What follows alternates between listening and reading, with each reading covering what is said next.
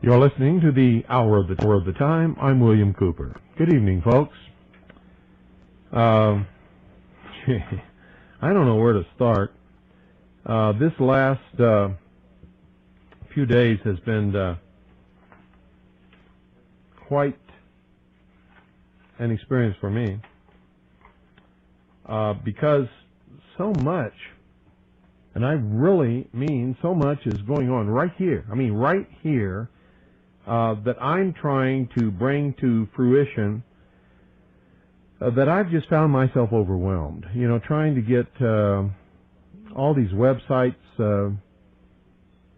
in the condition that they're supposed to be, and it's very difficult. And you know, Spencer was supposed to start doing the regular website, and I've seen hide nor hair of him. I don't know what the hell he's doing, but he's not doing anything. Ken, as usual, has been carrying the ball, and I've been trying to fill in wherever I can, whenever I can see, to do it, because I still can't see properly. My other functions are improving rapidly. And there are times when my right eye will cooperate with what my brain wants it to do, and there are other times when it just absolutely won't do that, and I just can't function in any capacity where I have to have the full use of my eyes. It just doesn't work. Now, you all know me. You've known me for years. You know how hard that is for me to even say, to admit, much less say. And then there, you know, I've been doing that lately, and so I'm sort of at the mercy of my health. And while my overall health is getting better, my eyes are not cooperating very well, or very much. And so I'm reminded of some of our long listener friends who are, and I hate to fall into this, and I'm not going to do it. This politically correct vocabulary of sight impaired or some bullshit like that. They're blind, okay? They're blind. They know they're blind. I know they're blind. You know they're blind. And if you see them walking down the street, you know they're blind. So what is all this? You know, you can't say they're blind because it might hurt their feelings. I don't think so. They know they're blind. What's the difference between saying they're vision impaired or they're blind? They're blind. They're blind, they can't see. I just hate this politically correct nonsense. It's the most unbelievable bullshit, deception, crap, you know, victimization stuff that I've ever seen in my life. I got a package today from an old friend who's blind. He knows he's blind. He doesn't mind admitting it. He doesn't care whether you call him vision impaired or blind. In fact, he would probably admit that vision impaired is not something that's high up on his list. He really, you know, doesn't go overboard for that. But if you were to call him vision impaired, neither would he be insulted. He's probably one of the longest listeners to the Hour of the Time. He's made probably more contributions to this broadcast than probably, and I'm talking about on air time during call-in time, than any other listener out there. And I'm talking about when he had the ability to call, he called and made contributions. Whether or not I agreed with him doesn't make any difference, because that's not the purpose of the broadcast. You don't have to agree with me. You just have to be polite, intelligent, and be able to support your argument. And there's times when he's supported his argument admirably, and there's been times when he's won his argument. There's been times when he's contributed and agreed with the argument that I put forth, or that other listeners to this broadcast, callers, if you will, have put forth. And there's been times when he and I have vehemently disagreed, but we have always disagreed on a pleasant note because we know how to disagree. We don't take it personal, and we don't get into a fight. we disagree upon the facts, and where we may enter into a dialogue, a discussion, a conversation, if you will, and we both put forth our argument. When it comes time to understand that he's not going to give and I'm not going to give, we don't get angry with each other. We don't call each other names.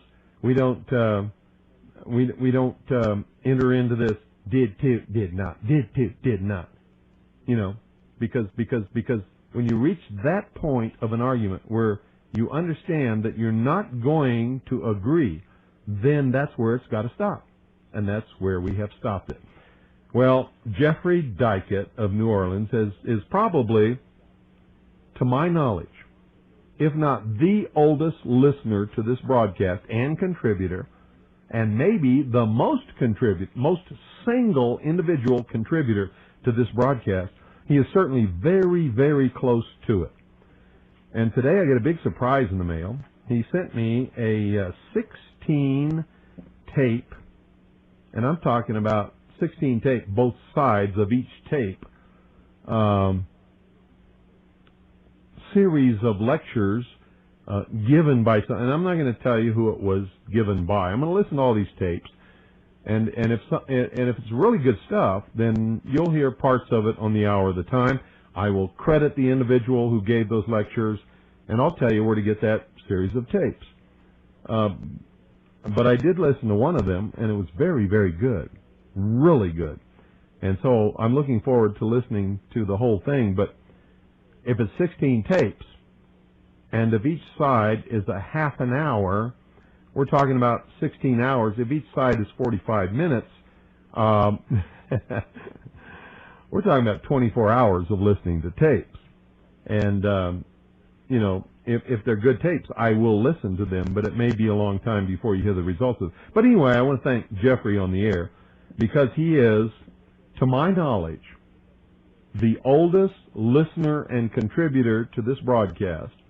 And where we may not have always agreed on issues, Jeffrey's always been polite, intelligent. He's always known when to call it quits. And he has fielded his arguments admirably. And believe it or not, folks, we've agreed on most of the issues that he's ever called in about. We have disagreed on minor issues, on some of the things he's called in about, and on a couple of things he's called in about, we have absolutely, totally been unable to even reach any plane where we could call, where we could say that that we had some kind of an agreement. But that doesn't matter. It's not what this broadcast is all about. This broadcast is about truth. And I've always broadcast to you truth, documented and sourced, and attempted to instill in you the desire to always seek or, if you will, mount a quest for the truth and not be satisfied until you reach it. Which means listen to everybody, read everything, believe absolutely no one and no thing unless you can prove it in your own research. But I want to read you this letter from Jeffrey. Jeffrey and I are friends, by the way. Even when we disagree, we are friends. There's nothing better, believe me, folks, there's nothing better than having the opportunity to discuss and argue civilly with intelligent people your ideas and conclusions about life, about science, about the world, about religion, about all of those things. And I found that I've been able to find those people throughout my life. I seek them out, you see. And there's nothing better than a winter's night, a fireplace with a roaring fire, a wonderful wine, or maybe a scotch, and nobody has to drive. because you don't want anybody to drive when they're drinking. But it sort of loosens the tongue. It opens the mind. It allows people who are shy and would not otherwise venture an opinion to be able to open up and discuss deep philosophical subjects that they would never dream of even discussing ever before in their life with their closest friends. They can do that with me. And I love it. And it's wonderful when people understand what an argument is. An argument is simply putting forth the evidence in support of your idea or theory, if you will. And a theory must be a conclusion based upon facts. So all of these things you hear about, and ain't no such thing as a conspiracy theory. Bullshit. You see, there could not be a conspiracy theory unless the theory had facts backing up the conclusion. And that's what science is. All science, everything that exists in science began as a theory. A theory is a preliminary conclusion based upon a whole bunch of facts leading to that conclusion and to none other. So, one of these days we will publish a videotape of a lecture given by Michelle Marie Moore at one of our training sessions, at one of our conventions, whatever you want to call it, where she put that forth admirably. Much better than anyone I've ever seen. So anyway, I want to read this letter from Jeffrey Dykett, who's been a long-time contributor, long-time, very good friend, sometimes devil's advocate, sometimes a proponent, sometimes theoretical opposition, whatever you want to call it. We all owe him a respect that is due to arguably the oldest contributor and listener to the hour of the time. He may not be the oldest listener, but in the absence of proof of somebody else having been an older listener, I have to say that Jeffrey fits the bill. Also, I don't know anybody who's been a steady listener and a steady caller and a steady contributor other than Jeffrey Dykett in New Orleans, Louisiana. Anyway, here's his letter. Dear Sir, the enclosed tape set of lectures contains the documentation of atrocities committed by the British troops in the Revolutionary War, not the War of Independence, as the lecturer refers to the conflict. Please note his own bias for interpretation, especially of Roger Williams. He gives an address for printed materials which accompanied this set, but which I gave my brother a few years ago before I had my present computer, which enables me to read print directly. Thank you very much. Toward Liberty, Jeffrey Dykett. Thank you, Jeffrey. I look forward to listening. I listened to one tape today. It was incredibly well done, incredibly well researched, and if the rest of the series is up to par with that tape, then we've truly received a treasure from you. And if it turns out to be that treasure, then all of you will be hearing snippets of it on the hour of the time. And because, well, just because. Doesn't have to be any other explanation. So, tonight, I want to get into something that I just bothers me. And I've got to get into it. I've got to know the reason why. I absolutely must know the reason why. And since all of you are the culprits, you are the criminals involved in this great crime and deception, you're the ones who are going to have to tell me why. Why? And I just have to know why. I've got to know why. I must have an answer. Why? What in the world causes you people to do some of the things that you do. And tonight, I didn't choose any music. I'm going to take it right off the 200 CD carousel.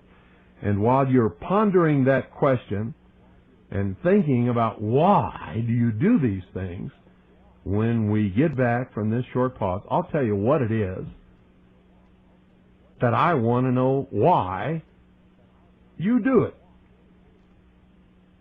And I really do. I want to know why. It's driving me to distraction because I can see it happening all over again.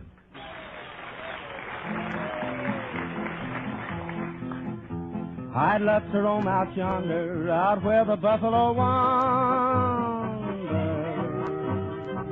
Free as the eagle flying, I'm a roping and a tying, I'm a roping and a tying. Give me my ranch and my cattle, far from the great city's rattle. Give me a big herd to battle, for I just love herding cattle. I am no rancho grande, I don't debería.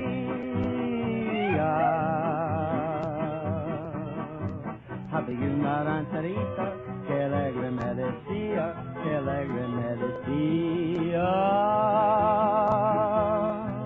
Te voy a hacer tus adores, como la quiere el ranchero, de los de cabo de cuero, de los de cabo de cuero. I'd love to roam out yonder, out where the buffalo wander. Free as the eagle flying, I'm roping and a tying. Well, you see, there were no brave souls who dared call before I mentioned the subject of tonight's broadcast. Isn't that amazing? Well, America is not known today for brave souls. In fact, it's a nation of cowards.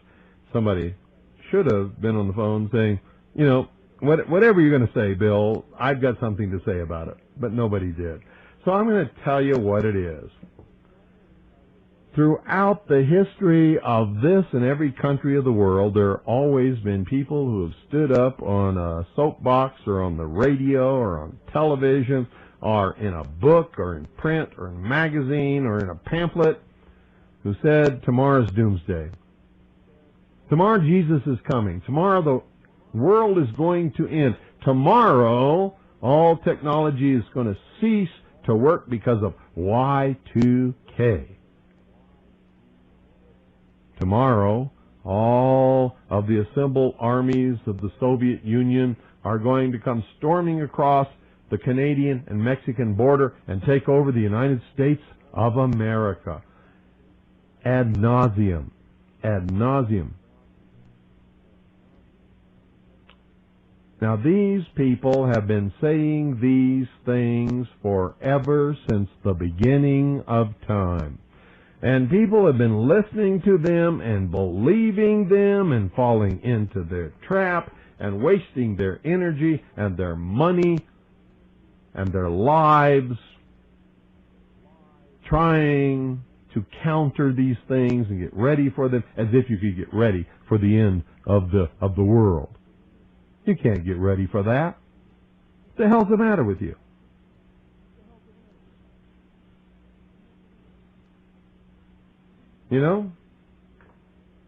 And I am absolutely amazed that every time these liars and deceivers and false prophets and manipulators are exposed, you rationalize it. They rationalize it nowadays, in modern times on the air, and just keep right on going, predicting the next tremendous disaster. And you fall right into that too, and you never stop listening to them. One of the biggest is Brother Stare, one of the biggest liars, false prophets, deceivers, manipulators on the face of this earth, and the shortwave listening audience all around this world have sent him millions and millions and millions of dollars. Yet every single prophecy that he has ever made has turned out to be a lie, to be false. A false prophet, a liar, not a man of God, not the last day prophet of God, but one of the greatest deceivers that's ever lived. Another one is Alex Jones. Another one is Jackie Petru. Another one is James Bobo Grits.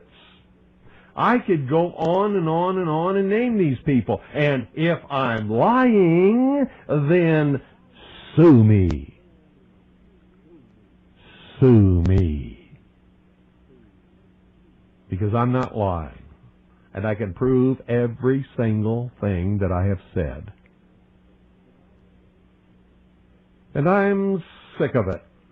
Absolutely sick of it. And there are tons more, hundreds more that I have not named that you all know who they are.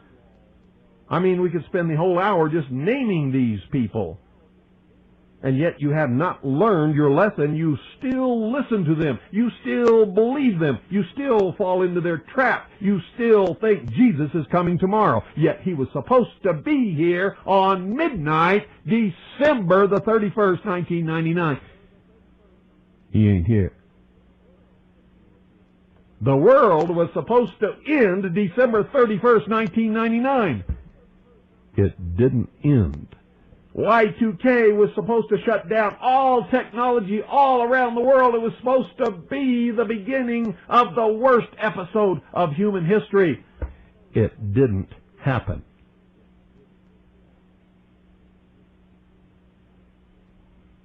And I could go on and on and on and on and on and on and on and on and on about all the bullshit and the lies and the deception and the misery that these people have heaped upon all of you, and you have bought it and you have eaten it and you have lived it and you have dreamed it and you have fallen into it and you have spent all of your money trying to protect yourself from it, and none of it has ever happened, and yet you still are listening to these liars and deceivers and clowns and manipulators.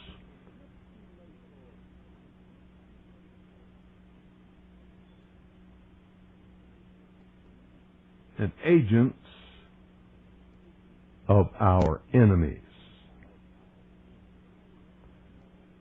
I want to know why you do that. And don't tell me you don't, even though you are people in my audience listening to this broadcast, knowing that you never got any of that ever from this broadcast in the history of this broadcast. Why do you still listen to those people? And don't get me wrong, folks. When I say listen to everyone, read everything, believe absolutely no one unless you can prove it in your own research, it's predicated upon a couple of things. That you're not listening to someone who's been proven to be a liar over and over and over again. That you're not reading something written by someone who's been proven to be a liar over and over and over again. And that you actually perform some research in order to determine what you should or should not believe. I want to know why you are doing these things. It's driving me to distraction. And if you are the people that I am supposed to be representing, then maybe I'm in the wrong occupation. Because I got to tell you, if you're that stupid, I don't want to represent you. If you're that stupid, I don't want anything to do with you. If you're that stupid, I honestly and truthfully would rather not even be in the same country as you. If you want to know the truth. I mean, if you really, really want to know the truth, hey, that's the truth. You know what I mean? What are you, addicted to fantasy? You gotta have your adrenaline rush? What the hell is wrong with you? What's going on? Because it's been proven that these people are liars. You know they're liars! And I know for a fact that most of the people who are listening to this broadcast today are still listening to them, still passing out their rumors, still giving them credence, still falling into their lies and their deception. Who the hell are you? And why are you doing it? I want to know. 520-333-4578. I've got to know the answer to this. You don't have to tell me your name. And unless you do, nobody's ever going to know it. Nobody's going to know who you are or where you are. So feel free to call and tell me the truth. Why are you doing this? What's the matter with you? Where has your brain gone? Please call me. I mean, you don't have any problem calling them to spread the rumors and spread the lies and give your participation into the whole bullshit deception that's being worked on this country. I mean, you all are doing it. So why won't you call me and tell me what's it all about? And I don't know who you are. Unless you tell me specifically who you are and where you live, I have no idea whatsoever. And neither does anybody in the listening. So you're safe. You can do it. Please call me right now, 520-333-4578. Apparently, you must believe in all this bullshit, or you wouldn't be doing it. And if you believe in it, you must have some guts to back up your belief. So call me, 520-333-4578. Can you do that? Because I got to tell you right now, if nobody can do it, that's an admission that you're the biggest bunch of crap, bullshit, jerk off, no brain, absolute indication that the Illuminati may be right about the whole human race that's ever existed in the history of the world. And don't call me and say, well, because I listen to you, it's a proof that I don't listen to them. Bullshit. If you listen to shortwave, and if you listen to Patriot Broadcasting, I know that most of you listen to all those other clowns. And you know it too. You know I'm right. You know I'm right because I'm very seldom wrong. And it's the truth. And I'll tell you something else. The fact that this phone is not ringing right now is an indication that I have hit it right on the head. Good evening. You're on the air. Hello, Bill? Yeah. Joe from Southern Connecticut, and I'm a big fan of yours for many, many years. Hello, Joe. And the first thing I want to do is be very polite. Well, that's all you got to do is be polite and intelligent. That's all. That's all that it takes on this broadcast to get the ear of my listening audience. I want to say that you're absolutely right what you're saying about those other broadcasters, if you want to call them broadcasters. Well, they are broadcast. Broadcaster means somebody who gets behind a microphone and sends out a message over the air. That's a broadcaster. You know, Bill, I wanted to bring something up to you. Well, how about answering my question first? All right, go ahead. Do you listen to these other people? No, I don't. You don't listen to any of them? No, I got tired of Bo Greitz because here he was around Connecticut for quite a while with that case he was pursuing with that woman, and yeah, that kept a lot of patriots circling around in cul-de-sacs for a while instead of pursuing the real solutions for this country, didn't it? He had no solutions. He was just trying to get bigger and larger with his audience. Yeah, to keep you spinning around in his little cul-de-sac, so you could not address the real problems of the country, much less even think about solving them. Yeah, you know, you're so right, and I wanted to say something about a former friend of yours, if he's still a friend of yours, Craig Smith, Swiss America. Yes, he is. He had a 1-hour interview about a year and a half ago on CNBC. Uh-huh. And I was totally amazed. Opposite from when he was a sponsor of your program. And I just want to say that I was very disappointed in Craig Smith. Well, you know, I've heard that from other people, but let me tell you something. Just like I can be friends with Jeffrey Dykett in New Orleans because Yes. we disagree, I'm sorry, go ahead. I can also be friends with Craig Smith. Craig Smith paid for the airtime for this broadcast for many years. Not only did he pay for the airtime of this broadcast, but he allowed me to make the commercials my own, and in those commercials, I told every single member of this listening audience not to ever buy collector coins, not to ever buy gold or silver coins based upon the fact that they might increase in value, but to buy them as a hedge against the total collapse of society when a gold or silver coin might save their life, might provide food for their family when nothing else would. Now, no other metal dealer would allow a broadcaster to do something like that because his job was to sell coins and make money at it. That was my question, and you answered it for me. Thank you ever so much. I want to get off the line, and I want someone else to call. And believe me, WBCQ is a heaven sent to us in Southern Connecticut. You better believe it, and say a little prayer for Alan Weiner and thank him because he's the one who made WBCQ possible, and believe me, you owe him much more than you think.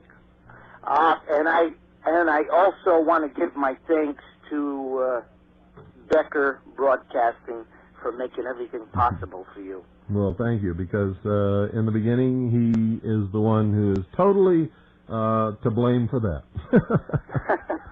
Okay. Good night to you, and the best of luck forever. Thank you so much for calling. Goodbye.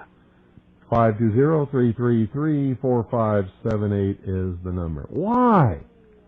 Why? I want to know why. Come on, call me and tell me why. This is really getting down into my heart and soul. I want to know why do you do these things?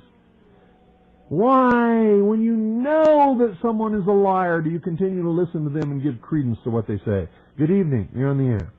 Hello, Mr. Cooper. Glad to talk to you tonight. I listened to Tex Mars. Yeah? And I don't agree with his revelations or the end of the world thing, but most of the time, at least the stuff I've been able to check out, he's been right on the other issues.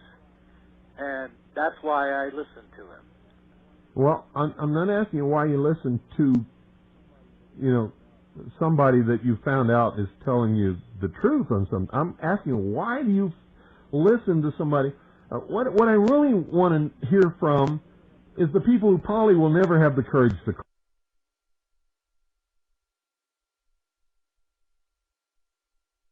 call 3 or 4 or 5 times in the past, and they still listen to them and send them money and support them and go around and tell their neighbors what they said.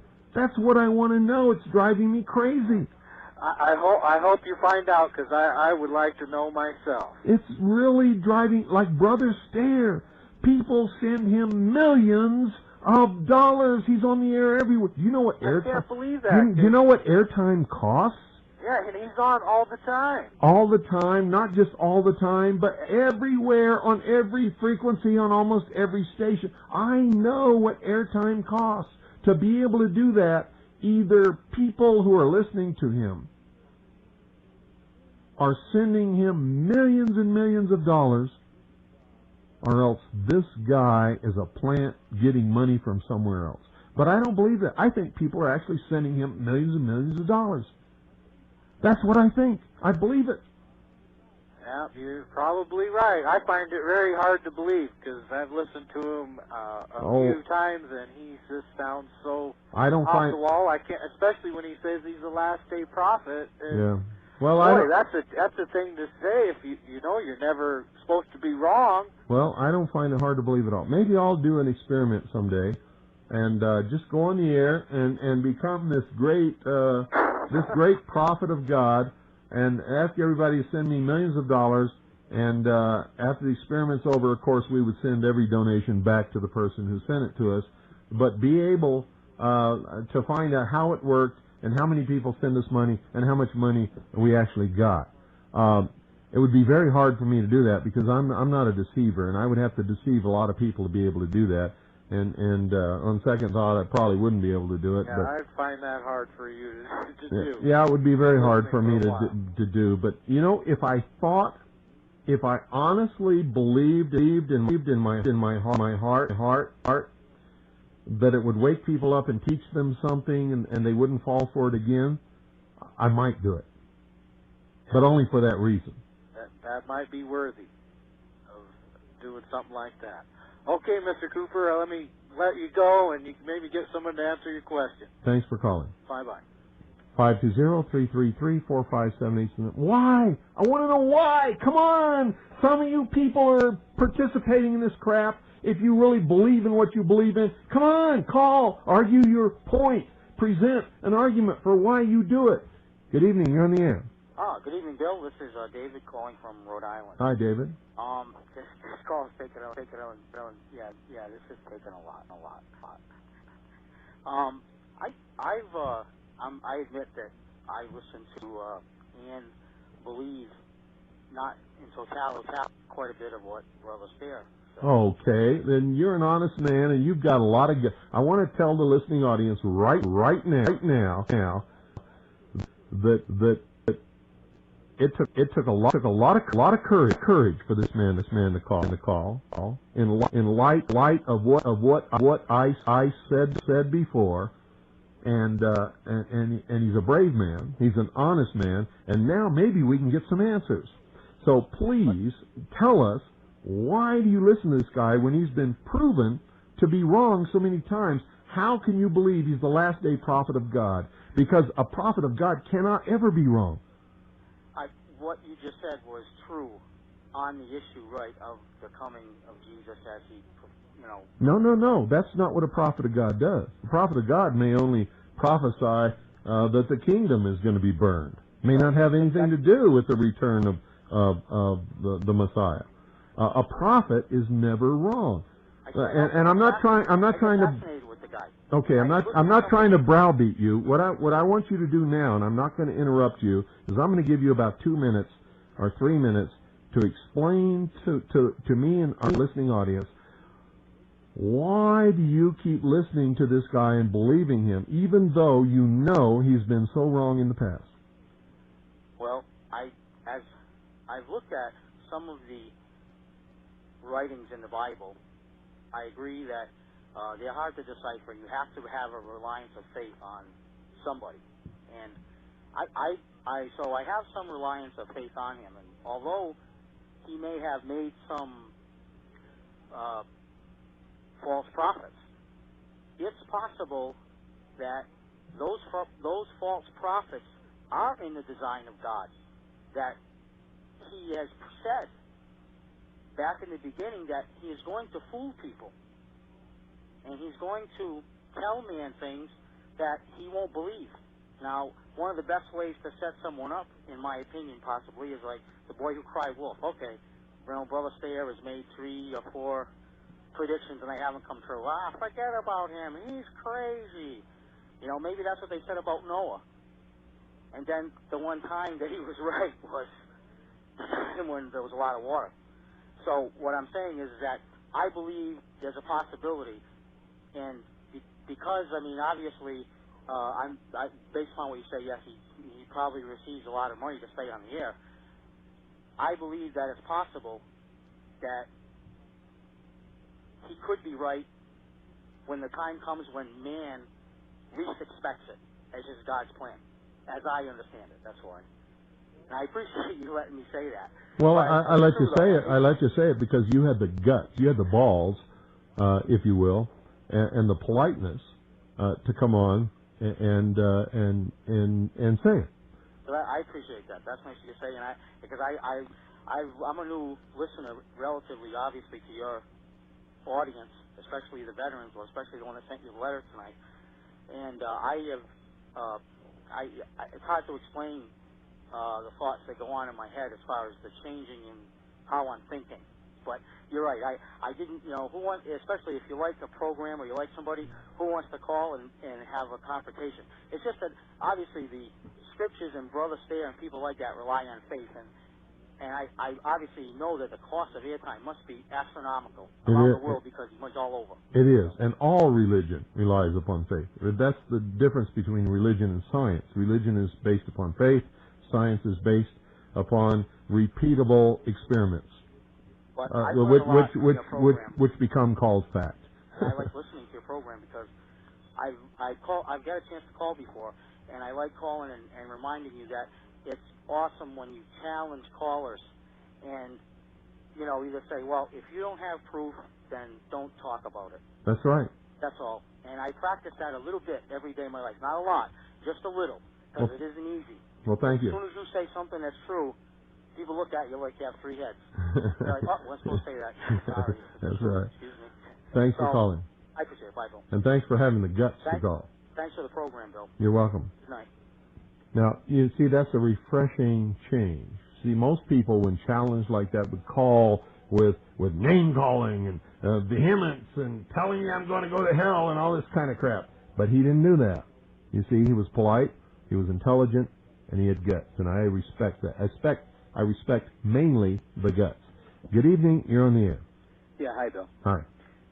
There's another point to be made here. I listened to, for example, Alex Jones, and I long assumed that Alex Jones was an agent provocateur. No doubt about it. But I don't want anybody to take my word for that. Right. And so, but I continue to listen to him well beyond the point where I had confirmed that to myself sufficiently.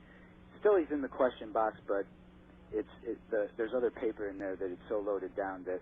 And the point I want to make is that the question is, why do I waste my time continuing to listen to him beyond the point that I've made the judgment for myself that he's a fraud? Yeah, that's what bothers me.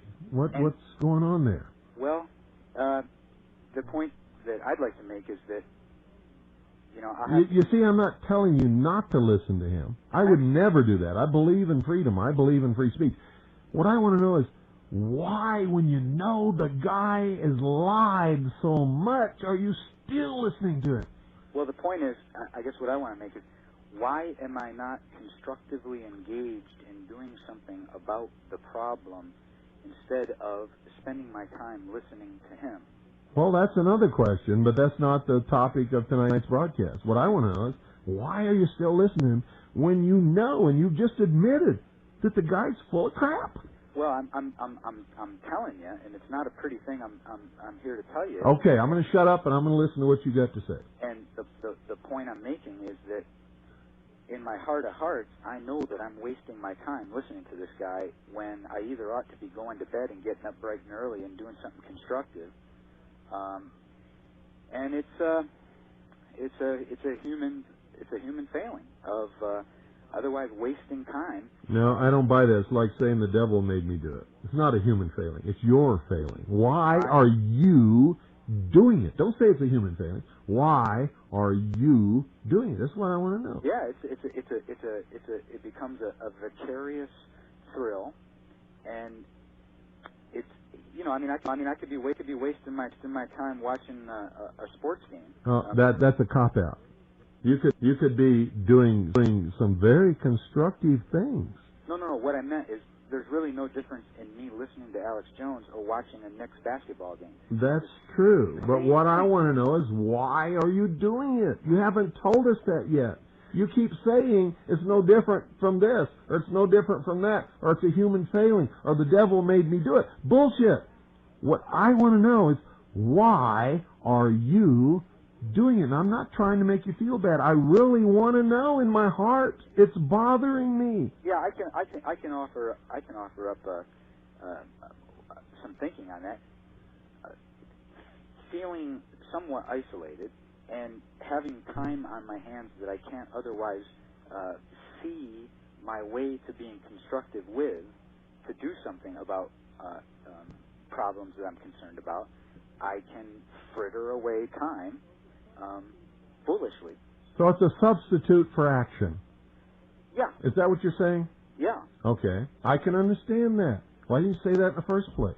I don't know if that hits You see, we're not out to condemn you or make you into some terrible demon. I just want to know why. Yeah, and I think you should know why. And I think once you know why, maybe you can start doing something about improving on that habit. I understand, and that's why I called up, because I'm sure that there are others out there like me.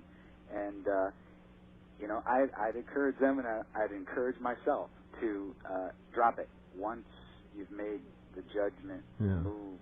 In other words, I feel helpless.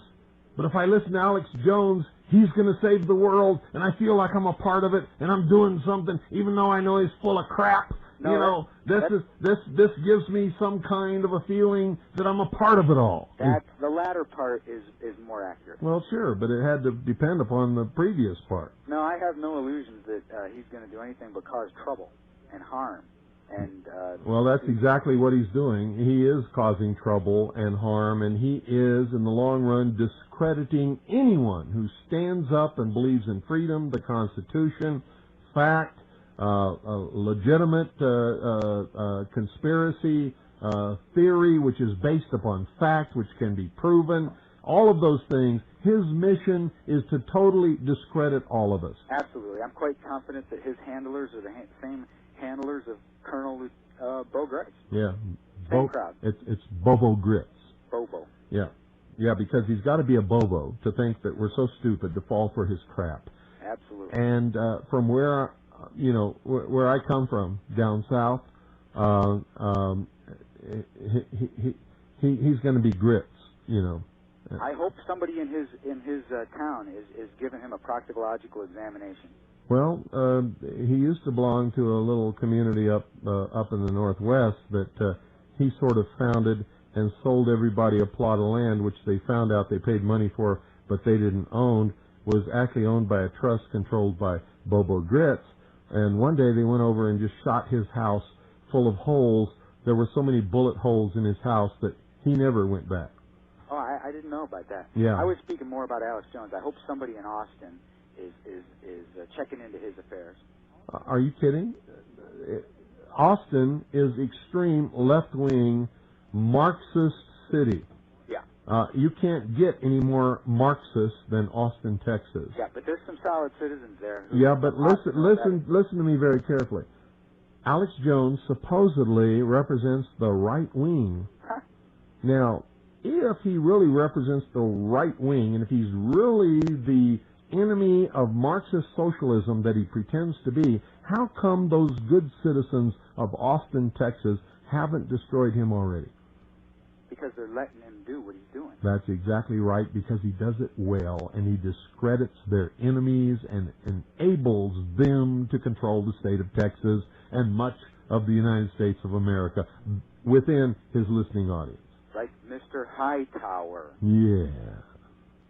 All right, sir. Thank you for calling. You're welcome. Very much. Thank you for your honesty, too. I really appreciate honesty, and I appreciate balls. Those of you who have been listening to this broadcast for many years, you know that. Good evening. You're on the air. Hiya, Bill. It's Steve up here in Michigan. Hi, Steve. And sometimes during the day, of course, we tune into both Alex Jones, if the transmission is cleared, as well as fall back on Rush Limbaugh. And the rationale is the exact same thing, to see if they get any part of it right whatsoever. Yeah, well, Rush is another one. Excellence in broadcasting, my ass. Really? Look at where he's at and where he had to run from. Yeah. There is a bright spot, though. Incredibly enough, Alex Jones's show last Friday, I got back from partying and turned it on, and he had just started up with 3 hours of Sherman Skolnick. Oh my God, one of the most incredible disinformation bullshit artists that's ever lived. And yeah, I thought it was very, very interesting. Yeah, well, maybe interesting, but Sherman Skolnick is as full of crap as they come. Well, I guess that means why they probably had him on, but it was definitely, again, good entertainment. But most of that stuff is, of course, a parody of real life, and when you're sitting there during the day working away, anything is better than 6 more hours of hip-hop, Bill. Well, I'm not so sure that that's true. If you really listen to the lyrics of hip-hop, you'll find out that the black youth know more about what's happening in this country than you think they do. And in their music, they're educating their young like white Americans are not doing. And I want to tell you something else about all of this. If you really want to know what Sherman Skolnick has to say, find a toilet that's stopped up and overflowing, and you get the gist of the whole damn thing. Yeah, that's what hip-hop is all about. It's modern ballading, which is basically how the information was carried before it was written down. That's exactly what it is. Okay, Bill, I'll get off here and carry on, sir. Thank you. Bye now. Thanks for calling. 520-333-4578 is the number. Sherman Skolnick? Are you kidding me? He's the guy that said that, oh, jeez. The guy that was killed during the Clinton administration was killed by Mickey and Goofy infiltrating the White House. Good evening, you're on the air. Good evening, Bill Carmine from Pennsylvania. Hi, I'm trying to do the rap thing. Carmine. Yeah, the okay. Yeah, the mine. Okay. I think, first of all, I don't listen to Brother Stare. I stopped listening to Bo Gripe when he told everybody to start selling their weapons and buy fax machines. Oh, he really did that? Yeah, I swear to God. Oh, I missed that. If I'd have known that, I'd have done shows forever on that. Well, you're kidding me. And then he also, remember, he shot himself in the chest with a fraction of a load with a 45. Yeah, he did that on purpose. You ever hear of a 45 bouncing off a rib? If the rib is like maybe a half a mile away. Yeah, about a half a mile, but it was like 3 inches away because he was committing suicide, remember? Going to shoot himself in the heart. He put the barrel right over his heart from about 3 inches, pulled the trigger, and the bullet bounced off his rib? According to his testimony, anyway. Well, no, it's according to, the doctors. Bullet bounced off his rib. Oh, that part I understand, yes. Yeah. The reason I listen to other things... That bounced off his rib because he's a reloader. And when he made that round, he put just a little tiny bit of powder on top of the primer so it bounced off his rib. Well, that's why and then he laid down the road and pretended like he was mortally wounded. You know what? If a bullet bounces off your rib, you're not wounded, you're not passed out, you're not unconscious, you're not rendered incapable of... His rib wasn't even broken. I mean, he could breathe normally, move his arms, everything. The man is a liar. He's one of the biggest liars that's ever lived. I've said it for years on the air, and he's never sued me. Why do you think he's never sued me, but he's sued other people? Because he is a liar. And I'm the only one that can prove it. Everybody else that calls him a liar doesn't know how to prove it, so he can sue them and get away with it, but he can't sue me because he can't get away with it. He's a liar. Yeah, I agree. Listen, my main reason, since the 60s, I've been listening like Radio Prague, TASS, Pravda, things like that. Yeah. Getting the different spin on news stories and all that. I have a news hunger. You got to hurry up because we're out of time. Okay, well, I'm trying to glean whatever information I can get out of it, whatever I can.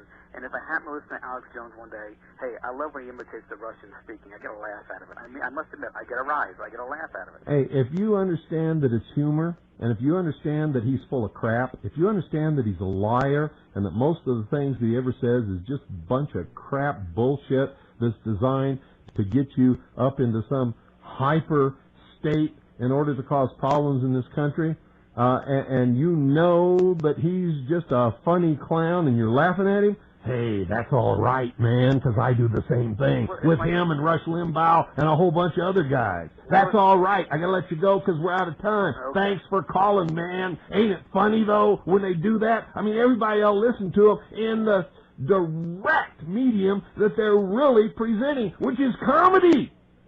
And if everybody understood that, man, we'd all have a damn good laugh. But you know what?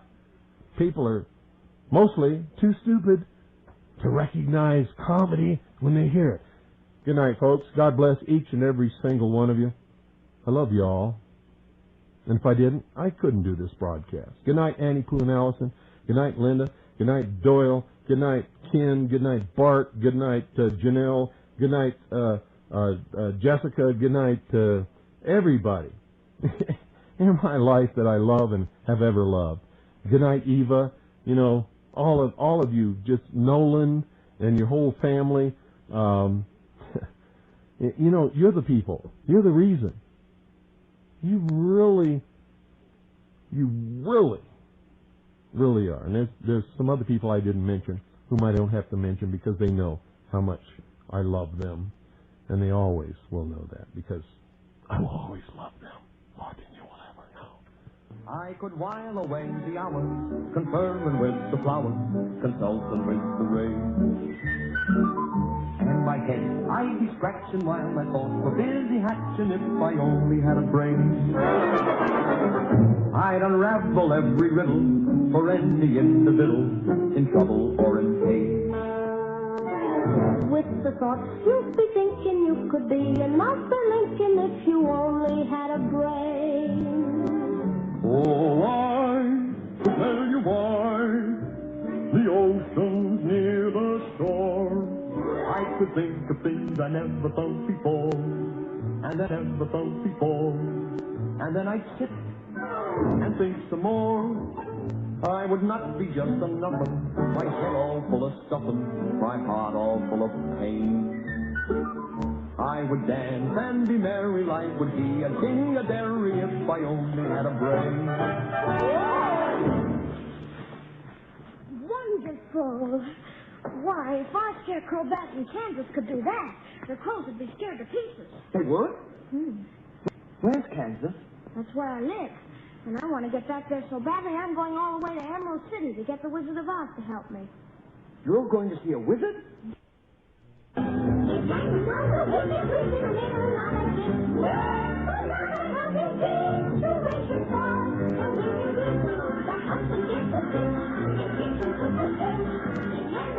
Well, that old CD machine did it again. So that's it, folks. Don't forget to tune in tomorrow night.